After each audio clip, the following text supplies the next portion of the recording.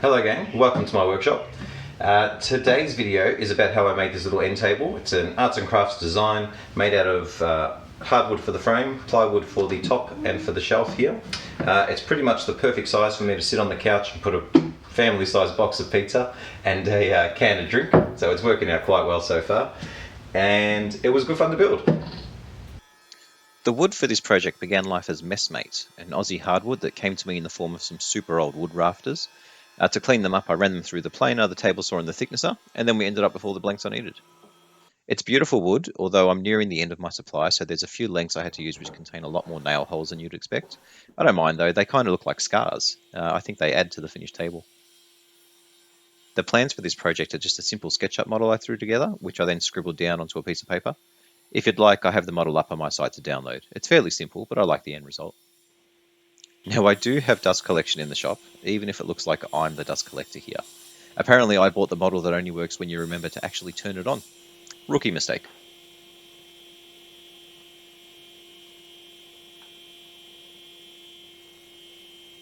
Just like my main table saw sled, this picture framing sled is also over 5 years old. They both work, but I can improve on both of them, so I think I'll have a couple of table saw sled builds coming up in my near future.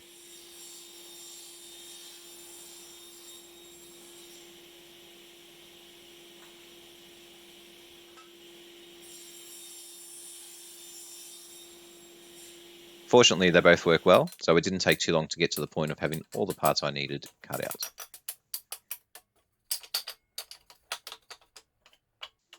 After I tested the miters, which came out perfect by the way, I decided it was really important to see what the table would look like upside down dry fit, because that's something you need to do. Balancing short lengths of wood precariously like this, always a great idea. I'm sure you can see that this is a quality plan, nothing whatsoever could possibly go wrong. Oh, knocked over a couple, maybe I'll stop here. Oh, no, okay, couple more down. But I guess now I'm going to learn my lesson and just give it up. No. Maybe now? No? Yes? No? No. Right. Fortunately, I did stop here before any major damage occurred.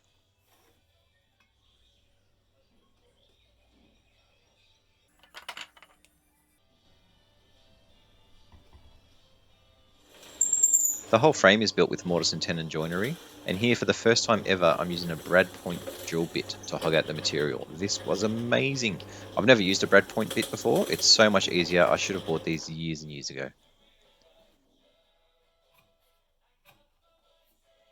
Chopping the mortises as well is something that I've always found a little bit difficult. A couple of months back though, I forced myself to learn how to sharpen to an acceptable level, and since then I've really loved using my chisels. They're not perfect, but I'm getting a lot better at it.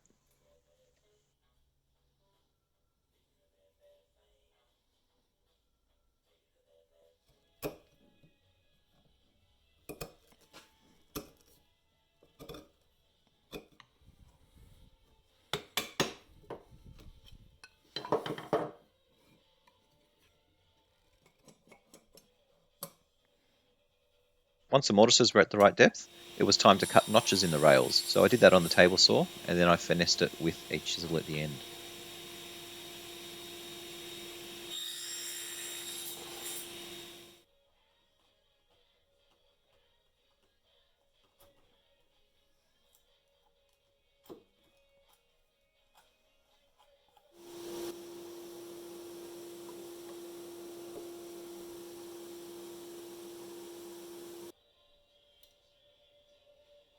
Once the rails and the aprons were fit in place, it was time to cut the mortises for what I guess are stiles. I'm not sure if they're actually called stiles, these little decorative pieces, but I don't know the proper name. Same process, mark everything out, drill everything out, chop everything out, but I had to be a lot more careful when I was chiseling as I didn't really leave much meat on the sides of these. Having a chisel which fit across that mortise would be great, but my smallest chisel is 8mm wide, while the mortise was only 6mm wide. A little bit annoying.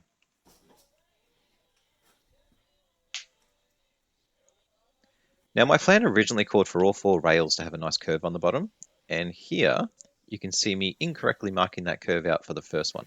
I should be drawing on the underside of that curve, not on the top side. So because I cut off the bottom 10 mil of the rail, when I put it back on the frame, you can see that things just don't line up.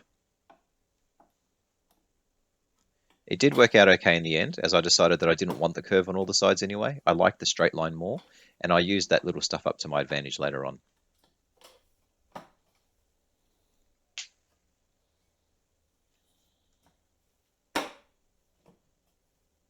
When I'm clamping, I like to use clamping jigs to line things up.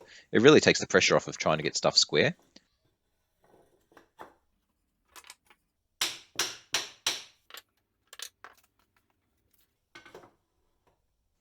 First I glued up one side, and then when it came time for the second one, I glue and clamp it up against the first side, and that way I ensure that both of them come out exactly the same.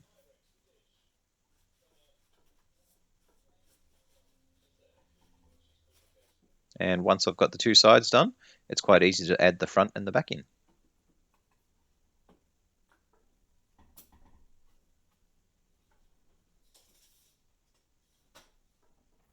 Checking for square though, I was a little bit off, and due to the way I clamped it, I even introduced a bit of a wobble in the legs. You can see when I put the clamp on top here.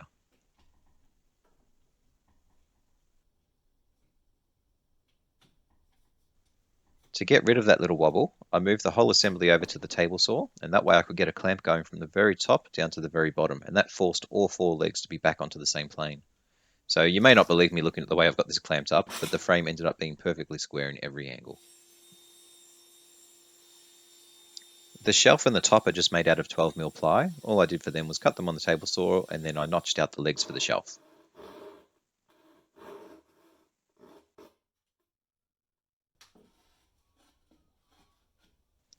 And you can see here when I drop it in, I've lined it up so that the shelf is perfectly flush with the front rail, and there's a little lip all the way around on the other three rails. So that's how I managed to hide that little mistake I made with cutting that curve. I'm actually quite happy with that. I think it looks really nice.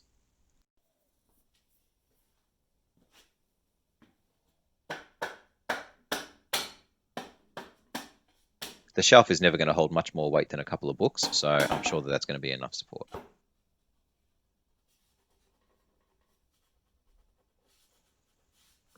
Now, the top of the table was supposed to be a mitered frame with a plywood insert that also had a hardwood inlay running around it. To do that, my plan was to cut the rabbet on the four lengths first by hand, and then I would glue in the inlay strip to the mitered sides, and then I would glue it all up together around the plywood top. I completely forgot about that part of my plan, and I've glued it up without cutting a rabbet in there and without having the ply ready. So to fix that, I had to use the router to rabbet it all out, chisel out the corners to make them nice and square. I had to give up on the inlay because it was too much work to try and put it in, and then I just trimmed the ply tabletop to fit. It did all work out okay. I've ended up with a nice sort of 1/2 mm gap all the way around, which looks nice and neat on top. But I did learn some lessons here about slowing down and concentrating on the bigger picture, not just trying to get done whatever I possibly can get done at that point in time.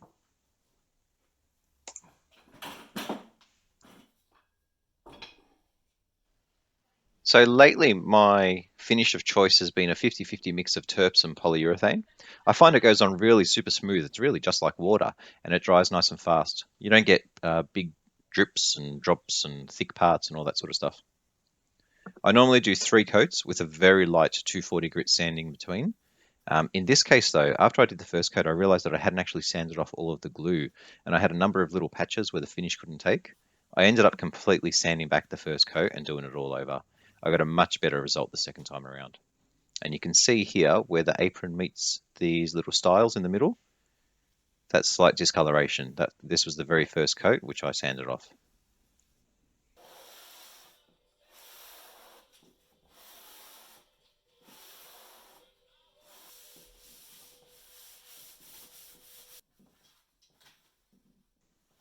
To bring it all home, I decided to use dowels.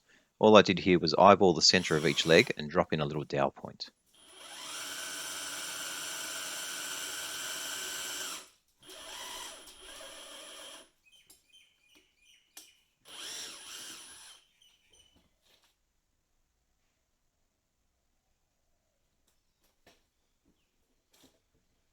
If you haven't used these dowel points before, it's really easy to be just that little bit clumsy and to accidentally press the points into your workpiece in the wrong spot. So I was being really careful here. You can see my very serious face to line up the tabletop to make sure it was in the perfect position before I put any downward pressure at all. Otherwise, you end up with more than one little pinpoint underneath your workpiece, and you're never really sure which one you're supposed to drill into.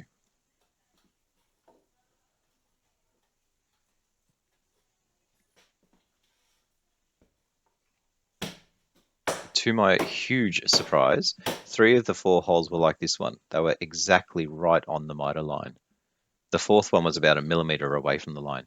It means absolutely nothing in the end because it doesn't change how I lay out anything, but I thought it was pretty cool.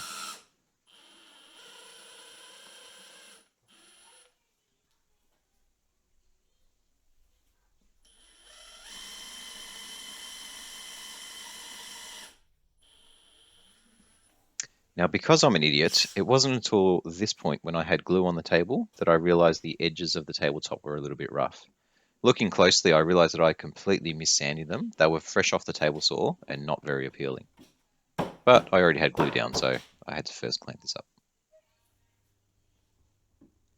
Once it was all dry, this was the scariest cut I made on the whole project. Luckily, I just sharpened the blade and was able to take super light passes to remove the finish and the roughness. Once done, I coated those edges with poly again, and all was good.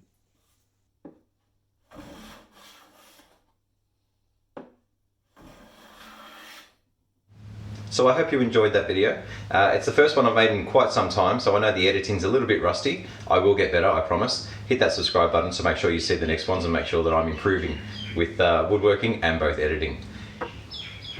Alright gang, until next time, enjoy your time in the shop.